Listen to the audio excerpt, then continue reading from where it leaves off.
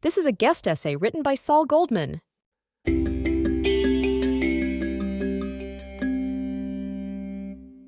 A Jewish state or a state for the Jews? The question implies more than grammatical divergence. It cuts to the essence of Israel's current political and social discord. There are some Jews who do not want Judaism outside of the synagogue because they believe that Judaism is merely a religion rather than the culture of the Jewish people. Yet poetry, law, philosophy, and history are all non-religious elements of Judaic civilization. This ideological divide was imprinted in the very manifesto of modern Zionism. Theodor Herzl's vision was a projection of his own assimilation and indifference to Judaic values and culture. The pamphlet he wrote was actually entitled Der Judenstaat, German for the State of the Jews. But it has been commonly rendered as the Jewish State. Herzl published his idea in February 1896. Despite its current connotation as the Jewish state, Herzl and many of the early Zionist thinkers intended their project to describe a state for Jews. This was not actually envisioned as a sovereign state, but merely a place where Jews could live together as a colony or an autonomous entity under the sovereignty of either the Ottomans or some European state. In other words, Herzl presented what was merely an extension of the European ghetto, a separate place for Jews. A state of Jews describes a demographic entity. Currently, the discourse within Israeli society is about whether we shall continue to be an extension, an outpost of Western civilization, or become a Jewish state which Herzl would have described in German as Der Judenstaat. For those demanding that Israel be a state of its citizens in the fashion of a modern liberal democracy, Judaism is perceived as reactionary and parochial. For one group of Israelis, so-called liberal democracy represents an ultimate concern. Perhaps they can accept their Jewishness, but like in any other liberal democracy, it would be confined to the synagogue. In every other sense, as Israel's first Prime Minister David Ben-Gurion had hoped, we would be a nation like any other nation. But who really aspires to be ordinary?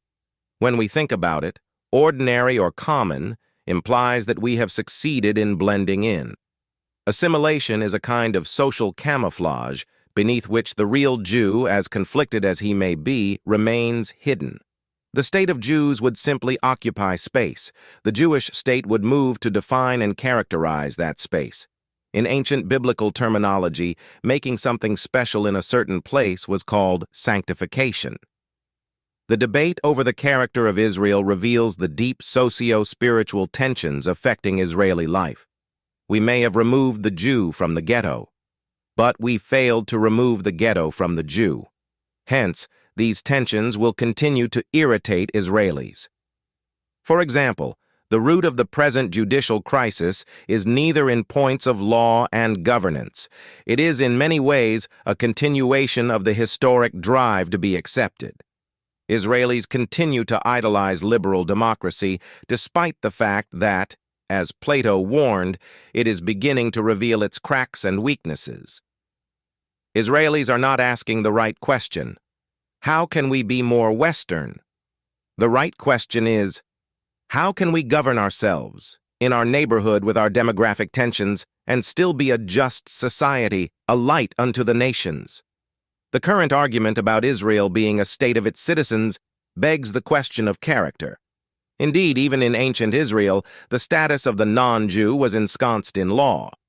Being and becoming a Jewish state means being a nation whose identity and self-image is clearly rooted in our own understanding of reality. For example, all men are not created equal, neither in physical endowment nor in mental ability. Hence, our ancient law ensures equal treatment under the law. Christians, such as Augustine, argued that man was essentially good and that evil itself did not exist. It was merely the absence of good. Jews reasoned that all people have the potential to be either good or evil. The difference was not abstract. It was a matter of nurture. Left alone, man's nature was evil from his youth. But education helped people to suppress their aggressive instincts and live in more socially acceptable ways. In Israel, we live alongside countries who believe deeply in their own culture and see its manifestation in Sharia law. Across the Mediterranean are nations balancing communism, socialism, and capitalism, all merely economic ideologies. But can the nature of man be reduced to a species called Homo economicus? Neither of these systems actually cherish human freedom, an ideal so central to our history. Long before Edmund Burke or John Locke, these ideas were articulated by Moses, Akiba, Ben Zakkai, and Spinoza, to name only a few of the thinkers who have shaped the evolution of our Judaic civilization. The fact that Jewish values are embedded into Israeli law does not make it unwelcoming to non-Jews. Believing this would imply that Judaism is distasteful for Muslims or Christians, whereas both Islam and Christianity have foundations in biblical and Pharisaic Judaism, as does Western culture in general. The allegation that Israel is an ethno-religious state is simply ridiculous. The fact that the King of England is crowned by the Archbishop of Canterbury does not render England an ethno-religious country. No one calls Spain an ethno-religious country because its official religion is Catholicism. While Israel is not an ethno-religious state, its goal should be to unite all of its citizens by cultivating a common national spirit based upon those same Hebraic values that shaped Western civilization. The state of Jews has many politicians, too many, yet there is hardly a statesman. The politician is a facilitator, but the statesman is a leader. The state of Jews was envisioned as a solution to the Jewish problem. It was created out of fear and trauma. Accordingly, our law of return was actually a mirror of the Nuremberg laws defining a Jew by having one Jewish grandparent, rather than by our own laws. The reborn nation was to be the guardian of the Jews, whereas it should be the educator of the Jews. The state of Jews is idolatrous inasmuch as we overvalue the work of our own hands. Our technology contributed to both our economy and defense. However, it fostered the same illusion that must have occupied the minds of more primitive peoples thousands of years ago, namely, that the divine was a thing rather than a force. The revelation of October 7th was no different than our shock on October 5th, 1973, when we believed that the Bar-Lev line would defend us. We believed in our wall of stone, just as the French believed in its Maginot Line. Our generals continued to build walls and devices. As long ago as ancient Israel, we built a wall around Jerusalem, while across the Mediterranean, Lycurgus warned the Greeks to trust only in a wall of men. The state of Jews is moribund, with many Israelis suffering from a sense of anomie and homelessness, even in their own home. Hence, by the millions, they are seeking their future elsewhere. The Jewish state, however, is becoming never to be completed because it lives in history, not to be misconstrued as the past. The Jewish state becomes or evolves as it learns the lessons of its own history. The Jewish state is home to the chosen people. Chosen not because they are Jews, but because they understand that being Jewish means becoming better, stronger, and more industrious. Further, the chosen people are iconoclasts. We are the heretics who revealed the delusion of paganism. We are the revolutionaries who freed people from slavery.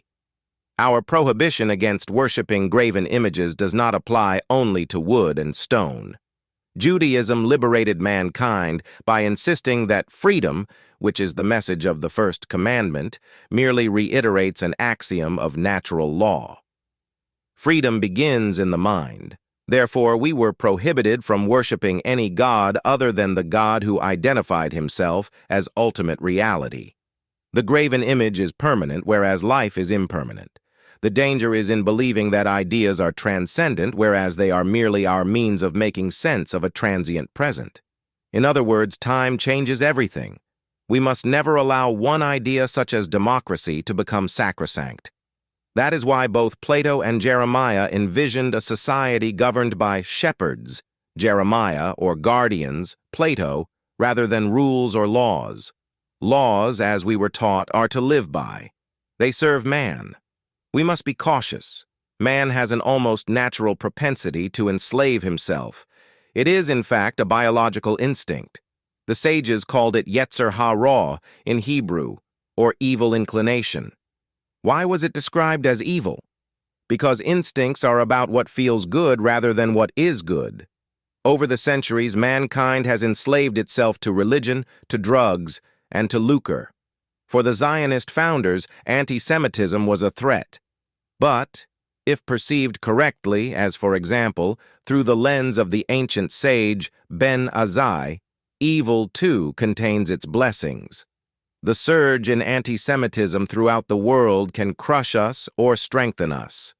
In a collection of essays, the historian Salo Baron described the Jews as a people steeled by adversity. Such is the resolve of the Jewish state.